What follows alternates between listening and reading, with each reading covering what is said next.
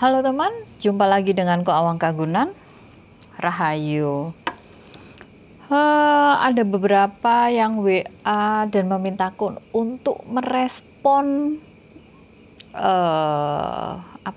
kasus yang lagi viral sekarang dan lagi diomongkan oleh banyak orang. Lagi jadi isu yang banyak orang concern di sana, ya, perempuan, laki-laki. Aku buka TikTok isinya juga begitu semua, terus buka Reels juga isinya begitu semua, tentang membahas tentang perselingkuhan. Oke, ini agak berat ya. Ini agak berat bahasan tentang perselingkuhan karena aku punya persepsi yang berbeda tentang hal ini ya. Aku akan berusaha menjelaskan dari sisi yang paling aman ya, dari sisi yang paling aman, sesuai dengan kapasitasku, sesuai dengan concernku. Oke. Selama ini aku concern ke urusan anak dan perempuan. Kenapa kok concern ke urusan anak dan perempuan? Karena bagiku anak dan perempuan ini tidak bisa terpisahkan. Perempuan ini banyak yang tidak menyadari bahwa mereka itu punya tugas yang sangat penting untuk keberlangsungan kehidupan. Seberapa penting sih? Penting banget. Menurutku ya, penting banget. Karena apa?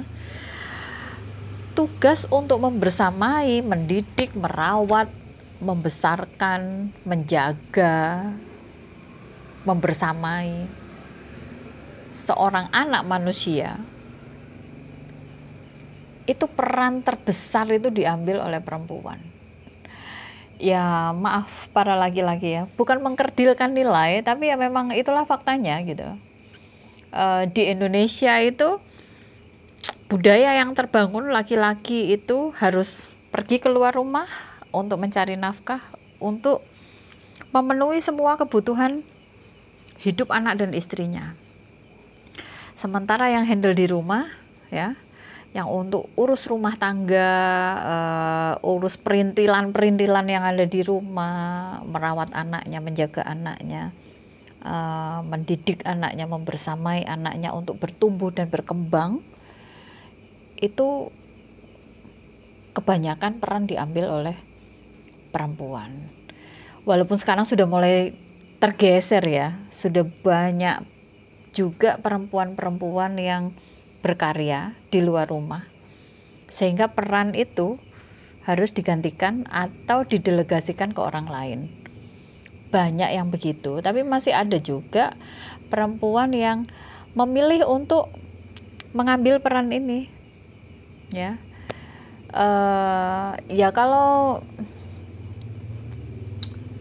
kita menengok ke belakang ya, pada zaman dulu ya, nenek kita mungkin, kalau ibuku sudah double peran, harus berkarya dan harus merawat anaknya, dan dua-duanya itu dilakukan berbarengan gitu. Itu istimewanya perempuan ya, maaf laki-laki ya, itu memang istimewanya perempuan itu multi talenta.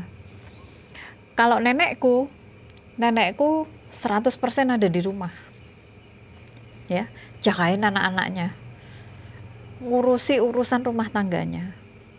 Kalau nenekku, yang bekerja di luar, yang berkarya ya, kakekku, untuk mencari uang, support kebutuhan rumah tangga, 100% diambil alih oleh kakekku. Nenekku full berada di rumah, ngurusi rumah tangga, ngurusi anak-anaknya. Kalau ibuku udah berkarya di luar juga. Ibuku berkarya dan handle rumah tangga dan anak-anaknya secara berbarengan. Dan aku dulu aku delegasikan. Jadi untuk urus rumah tangga, ya perintilan yang ada di rumah aku delegasikan ke orang lain. Untuk membersamai anakku Gilang, ya, untuk membersamai Gilang pada waktu Gilang kecil, itu juga aku delegasikan karena aku memilih mengambil peran di luar untuk berkarya. Jadi untuk urusan handle Gilang aku delegasikan ke ibu bapakku dulu, ya, ibu bapakku dan adikku pada saat itu. Ya, setelah Gilang umur SMP baru aku ambil alih perannya. Jadi 100% aku barengi Gilang, ya, membersamai Gilang, bahkan antar jemput juga, ngantar sekolah, jemput sekolah. Untuk urusan les ini, les itu, dan segala macam, ngantar dia kemana-mana, aku kerjakan sendiri setelah dia SMP, dan tetap sambil berkarya gitu, berkarya dari rumah. Nah, peran perempuan ini sangat penting, ya. Perempuan ini boleh dibilang penentu peradaban. Jadi kalau misalnya ada ketidaksesuaian di luar yang dilakukan oleh manusia, ya, dilakukan oleh seseorang, kebanyakan itu langsung concernnya itu ke pola didiknya, bagaimana cara dia dididik dan bagaimana cara dia dibesarkan.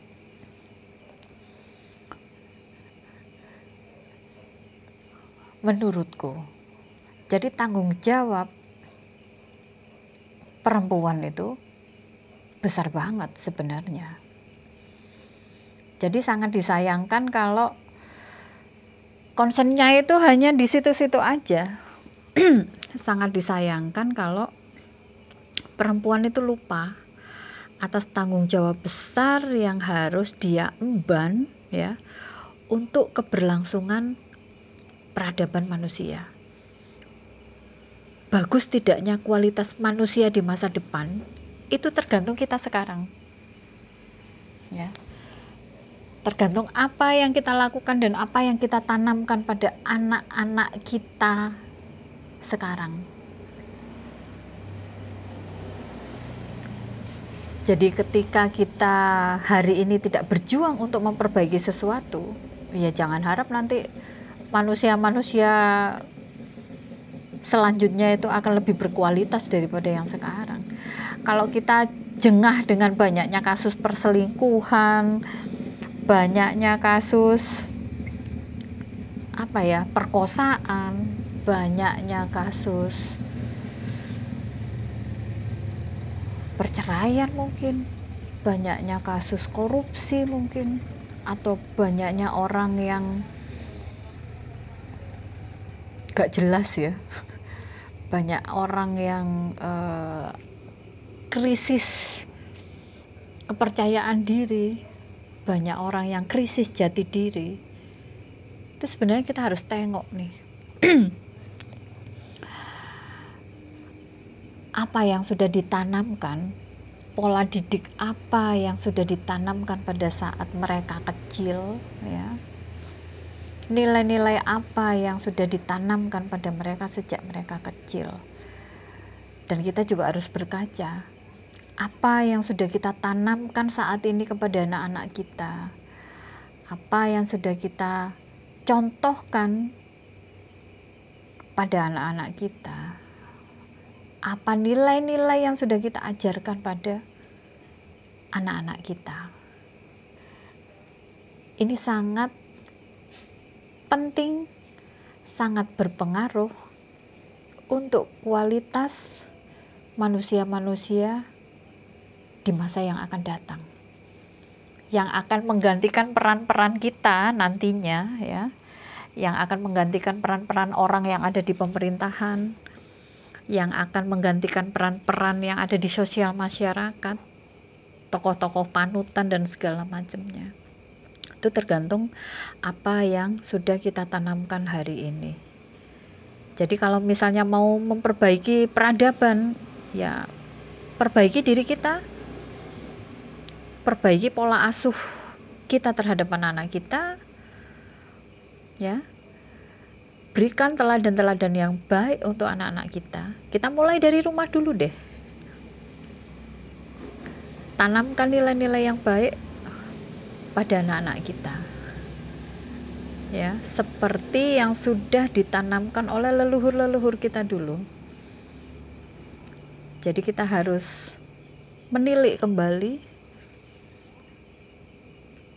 bagaimana orang-orang zaman dulu dididik, dibesarkan, dibersamai.